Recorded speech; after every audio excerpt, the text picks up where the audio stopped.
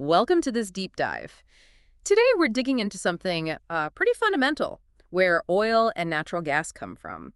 Now, you probably think you know the story, the standard one about ancient life. But what if there's another side to it? We're going to explore a less common theory today. Exactly. Most people know the biogenic theory of oil from biology, basically. But we're diving into the abiogenic theory. That's the idea that these hydrocarbons might actually form from non-biological stuff deep inside the Earth. Our goal is really to unpack this alternative view, look at its evidence, and understand why it's not the mainstream explanation. It might change how you think about this everyday resource. Okay, right. So let's quickly cover the familiar ground first, the biogenic theory. My understanding is basically tiny sea creatures died ages ago, sank, got buried under muck, and then, millions of years of pressure and heat cooked them into oil and gas. Is that about right? The whole fossil fuel idea? That's the gist of it, yeah. Organic matter, mostly from plankton and algae, gets buried in sediments. Heat, pressure, no oxygen. It transforms into a substance called kerogen. And then with more time and heat, that kerogen breaks down into liquid oil and natural gas. It all happens over millions of years in sedimentary basins. That's the textbook picture. Okay, got it. So that's the story we know. Now, the alternative abiogenic. What's the core idea there? Well, the abiogenic theory flips the script. It suggests hydrocarbons, the molecules in oil and gas, are formed from inorganic materials. Think carbon and hydrogen that were maybe part of Earth from the beginning, or from chemical reactions happening way, way down, possibly in the upper mantle. Whoa, okay, so not dead plankton, but just raw materials from deep Earth. Can we, compare the two directly? What are the big differences? Sure, let's lay them out. Difference one, the source. Biogenic says ancient life, organic stuff. Abiogenic says primordial inorganic materials or mantle chemistry. Okay, organic versus inorganic source. Got it. What else? Second, where it happens. Biogenic points to sedimentary basins, relatively near the surface. Abiogenic suggests much deeper the upper mantle with, incredible heat and pressure. Deeper formation Right. and the time scale. You mentioned millions of years for biogenic. Yeah, biogenic takes millions of years, implying oil is finite. We use it up. Abiogenic. Oh, this is a big one. It suggests formation could be ongoing, happening now deep down. That hints it might be potentially renewable, though that's a very controversial point. Ongoing formation. Wow. Okay, what about the role of life itself? Crucial difference. Biogenic requires ancient life. That's the whole point. Yeah. Abiogenic says life isn't needed for the primary creation of hydrocarbons. Any biological stuff found in oil, they argue, might come later. Right. And where we typically find oil, does that fit one theory better? Well, conventionally, we find most oil in sedimentary rocks, which fits the biogenic model perfectly. Abiogenic proponents suggest we should also find it in other rock types, maybe linked to deep faults acting as pipelines from the mantle. And finally, how accepted are these ideas? It's hugely different. The biogenic theory is overwhelmingly accepted. It's the foundation of petroleum geology, the abiogenic theory. Yeah. It has very limited support. It's generally seen as, well, a fringe idea in the mainstream scientific community. Fringe now, maybe, but this isn't a brand new idea, is it? Didn't it pop up a while ago? Oh, yeah, that's actually fascinating. The idea of inorganic oil goes way back to the 19th century. Early proponents were actually in Russia and Ukraine. Even Dmitry Mendeleev, yes, the periodic table guy, proposed something like it in 1877. Mendeleev, seriously? What was his thinking? He suggested that water reacting with metallic carbides, metal-carbon compounds deep inside a hot Earth, could produce hydrocarbons. He thought maybe acetylene formed first and then polymerized into heavier stuff as it rose. Completely different chemical pathway. That's wild. So did that research line continue, especially in Russia? It did, particularly in the Soviet Union during the 20th century. It was kind of separate from Western geology. A key figure was Nikolai Kudryavtsev, around 1951. He looked at, for example, the massive Athabasca oil sands in Canada, and he basically asked, could that much oil really have come just from buried life in this area? He doubted it and proposed a deep, non-biological source. So questioning the sheer scale based on the conventional model. Exactly. And then later, someone like Emanuel Chekolukak in 1967 worked on the thermodynamics. He explored how inorganic carbon, like CO2 or methane, could turn into heavier hydrocarbons under mantle-like pressures and temperatures. Soviet scientists also often pointed to oil found in, say, crystalline basement rocks, not sedimentary ones, as possible evidence. Interesting that it had such a strong history there. How did it eventually get more notice in the West? It really gained more visibility, or maybe notoriety, in the West much later, largely thanks to Thomas Gold. He was an astrophysicist, actually.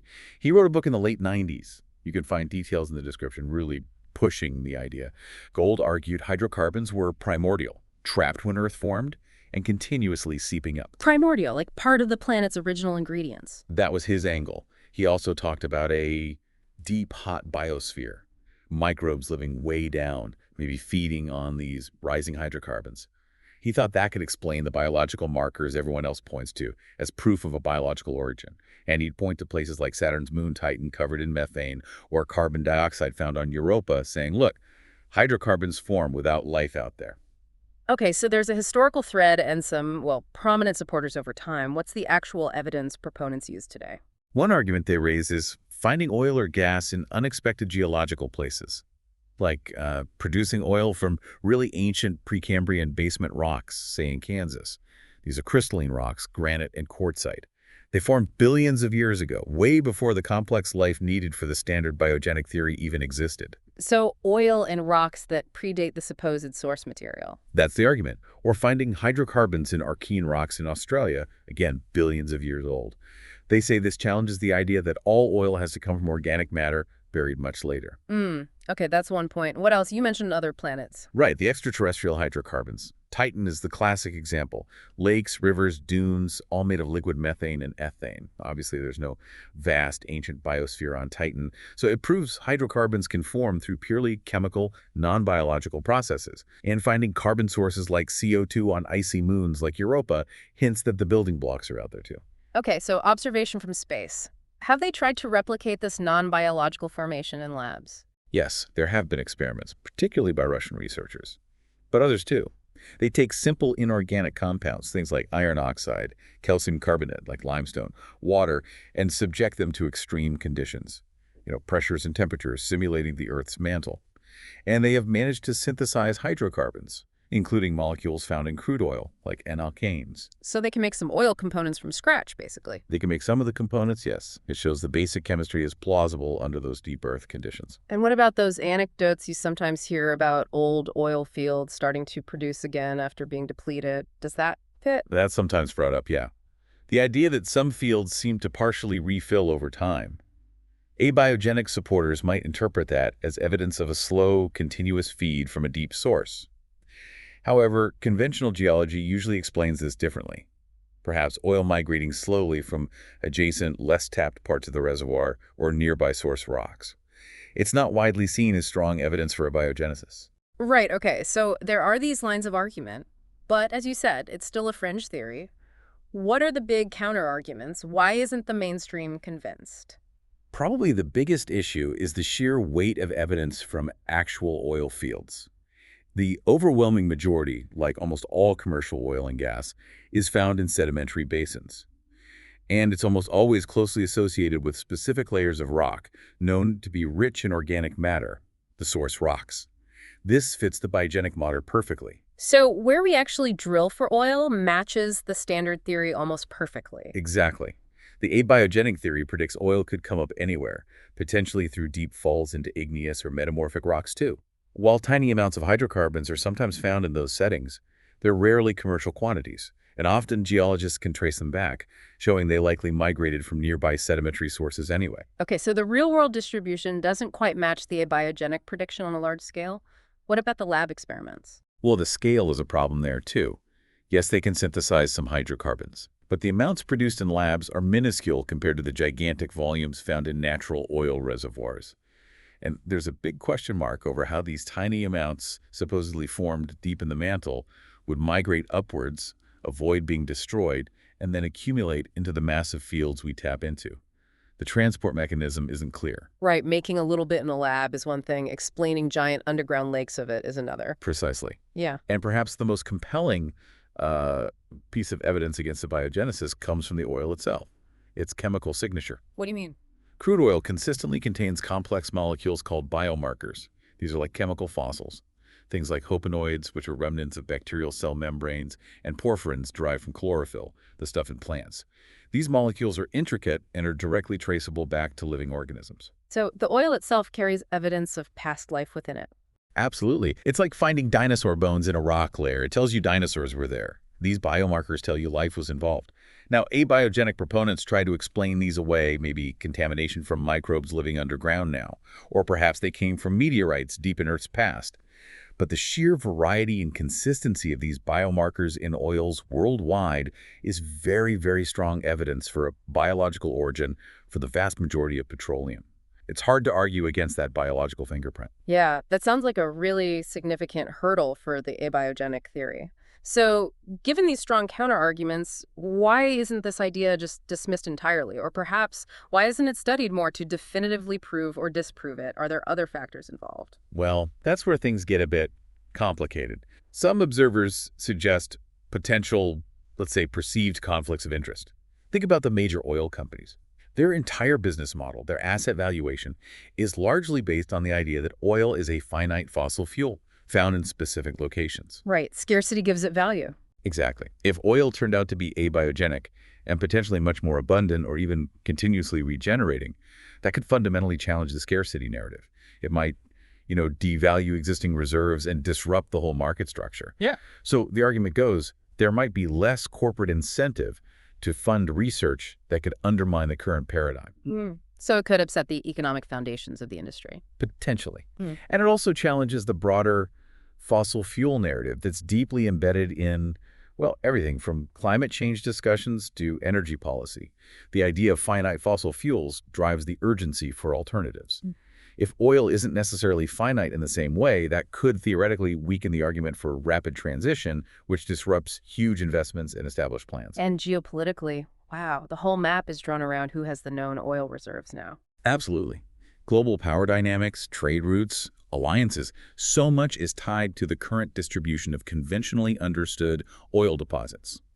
A widely accepted abiogenic theory, suggesting oil might be found in many more places, perhaps accessible with new technology, could completely redraw that map.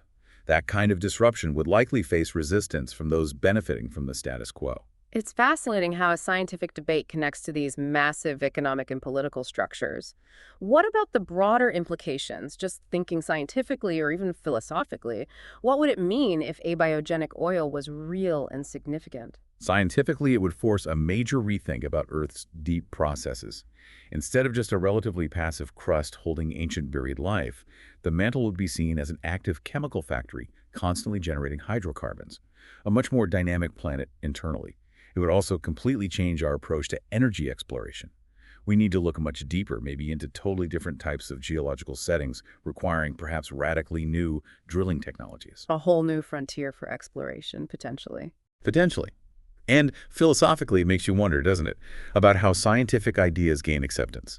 The abiogenic debate touches on whether powerful economic interests can, even subtly, influence which scientific questions get asked, funded, and ultimately accepted, especially when an idea challenges a very profitable established order. It really forces you to consider that interplay between discovery and existing systems. It does. History is full of examples where paradigm-shifting ideas faced uphill battles, particularly when they had big economic or societal implications. Okay, so let's try to wrap this up. We have the standard, well-supported biogenic theory, oil from ancient life, and then this intriguing, much less accepted abiogenic theory, oil from deep earth chemistry. That's the core tension, yes. The abiogenic theory had some compelling points. The hydrocarbons elsewhere in the solar system, the oil and very old rocks, the lab synthesis, they make you pause and think. But it runs into major problems.